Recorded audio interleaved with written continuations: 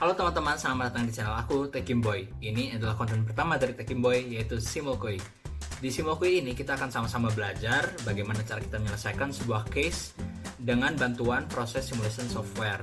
Nah, untuk Simulkoi pertama ini kita bakal sama-sama belajar gimana caranya men-sizing pipa atau pipeline sizing. Aku sendiri belajar pipeline sizing ini dari Pak Jefferson Costa. So, for Mr. Jefferson Costa, if you watch this video, thank you very much. Oke, tanpa berlama-lama lagi, ayo kita mulai membaca case-nya.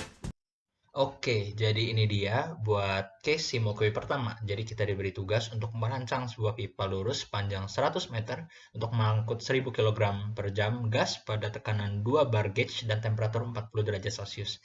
Di sini udah juga terlampir hasil kromatografi gas ya. Jadi ada 3 komponen, ada C1, C2, dan C3. Oke, jadi untuk case kali ini aku bakal coba selesain dengan software Aspen HYSYS V10. Tanpa berlama-lama lagi, ayo kita masuk ke softwarenya.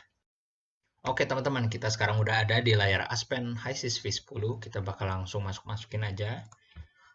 Komponennya tadi ada C1 sampai C3. Buat fluid package-nya, karena ini adalah sistem hidrokarbon, kita bakal pilih Peng Robinson. Oke, udah beres semua. Kita bakal langsung masuk ke simulasi. Oke, ini udah di tab simulasi. Kita bakal masukin di piping and hydraulics. Di sini ada pipe segment. Kita masukin di sini. Ada inlet. Ini bebas aja namanya, karena ini cuma contoh aja. Terus di sini butuh juga energy stream. Nah, kita masukin energy stream.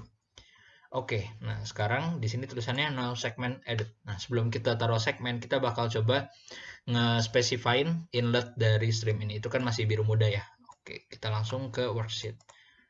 Nah, di sini kita dari komposisi dulu ya. Kita lihat tadi ke case-nya.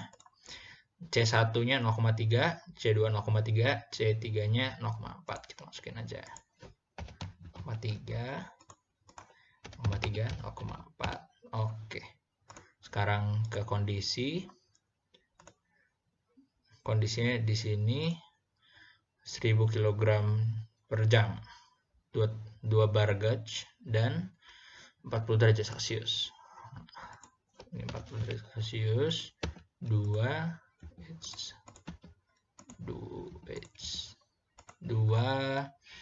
bar gauge. Nah, ini ya. Terus habis itu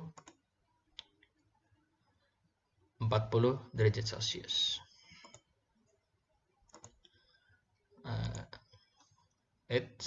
Sisa ini ya, mass flow 1000 ya. Sip. Nah, kita langsung nge-define-in nah, udah biru tua, udah ke-define. Oke. Sekarang kita bakal ke rating, kita bakal pen segment. Nah, di sini kita kan bakal nge-sizing pipa lurus ya. Nah, pipa lurus tadi sepanjang 100 meter. Nah, sebelum kita bakal coba nge-sizing, kita kan belum tahu nih diameternya berapa. Nah, kita sekarang ke navigation pane, kita ke equipment design, kita bakal tambahin pipe sizing di sini. Streamnya kita bakal pilih yang in. Oke. Nah, sekarang kita di sini punya 2 tipe kalkulasi. Ada yang max diameter, ada juga yang pressure drop. Jadi kalau pressure drop kita bakal ngitung pressure dropnya berapa dari diameter yang diketahui. Kalau max diameter kita bakal ngitung diameter dari pressure drop yang diketahui. Nah, kita kan nggak taunya kan diameter ya. Nah, kalau pressure drop kita coba dari standar. Nah, aku pakai standar. Di sini ada Norsok. Nah, ini Norsok P001. Jadi di sini adalah standar tentang pipeline sizing. Nah, di sini di tabel 7 udah tertera nih kalau misalkan operating pressure-nya 0 sampai 35, tadi kan kita 2 bar gauge ya. Nah, kita kan ada di range ini. Nah, pressure drop-nya itu allowable-nya di 0,001 sampai 0,11 bar per 100 meter. Oke, nah kita tinggal coba aja ya. Kita misalkan strict nih sama ini. Kita coba pakai angka ini. Oke, kita balik lagi ke sini. Di sini kita kan per 100, ini kalau ini kan per meter ya. Nah, sedangkan kalau ini per 100 meter. Berarti kalau per 1 meternya kita tinggal bagi lagi sama 10. Berarti di sini jadi 0,00001. 0,00001. Satuannya bar per meter. Oke teman-teman, setelah kita udah masukin tadi pressure drop yang langsung terkalkulasi nih maksimum diameternya itu 202,7 gitu. Nah, oke, kita sekarang bakal coba lihat nih ke performance-nya. Oke, velocity-nya di sini 2,3 nih meter per second. Nah, untuk velocity ini udah ada standarnya juga di NORSOK. Kita buka lagi tadi nih ya. Nah, di sini lihat nih, maximum velocity-nya 60 meter per second. Berarti kita udah memenuhi ya, karena kita udah di bawah 60 meter per second. Nah, terus kita juga di sini bisa lihat ada Reynolds number-nya. Di sini udah masuk ke aliran turbulen ya. Terus habis itu fasanya fasa satu ini ya, fasa ya. Itu juga sesuai nih, makanya tadi NORSOK-nya kita lihat di sini pakainya yang pressure drop for single phase. Nah, jadi kita udah sesuai nih kalkulasinya. Oke, nah sekarang kita udah nge-sizing di sini, kita langsung masukin aja nih data-data yang tadi kita udah masukin. Nah, kita bakal lengthnya di sini tadi kan 100 meter ya, menurut case. Terus habis itu kita bakal pakai tadi schedule 40. Pipe schedule 40, diameternya kita pakai 200 ya. Nah, inner diameternya bakal langsung sama banget kayak tadi nih, 202 mm. Oke, kita lihat di sini ke perintahnya dibilang heat transfer information under specify. Nah, di sini ada heat transfer. Ada 4 cara nih buat kita menspesifikan heat transfer. Ada yang langsung dari kita masukin di heat loss ini, masukin berapa heat transfer loss-nya, atau kita pakai overall HTC, pakai segmen HTC atau estimate HTC. Nah, di sini aku bakal coba pakai estimate HTC karena aku belum tahu nih heat loss-nya berapa. Nah, kita misalkan di sini di Bandung, aku cek di HP 29 derajat Celcius. Nah, ambient temperature-nya kita masukin tuh. Ini misalkan projectnya mau ada di Bandung gitu ya. Nah, kita masuk ke include pipe wall, inner HTC dan outer HTC. Oke, udah terdefinisi ya.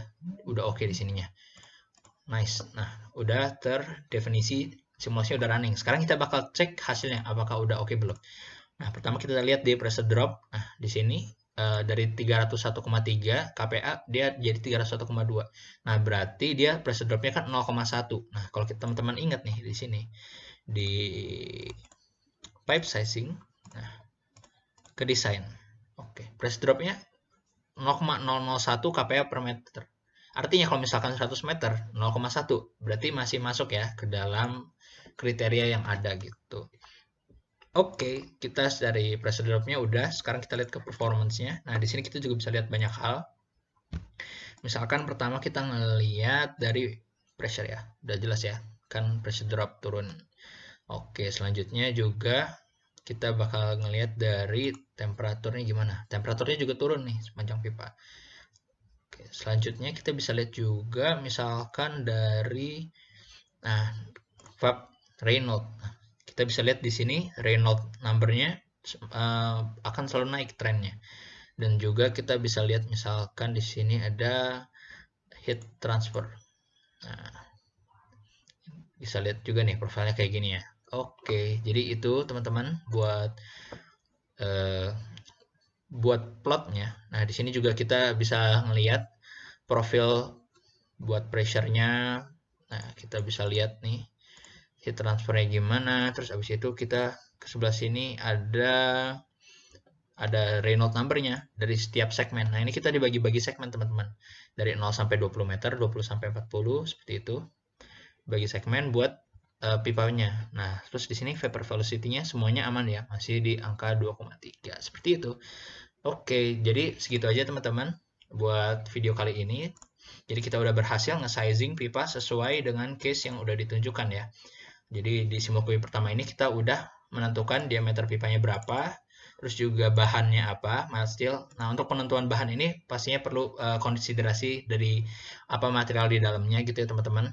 Nah, kita di sini pakai misalkan aja mild steel gitu. Oke, jadi segitu aja buat video hari ini. Thank you buat teman-teman yang udah nonton.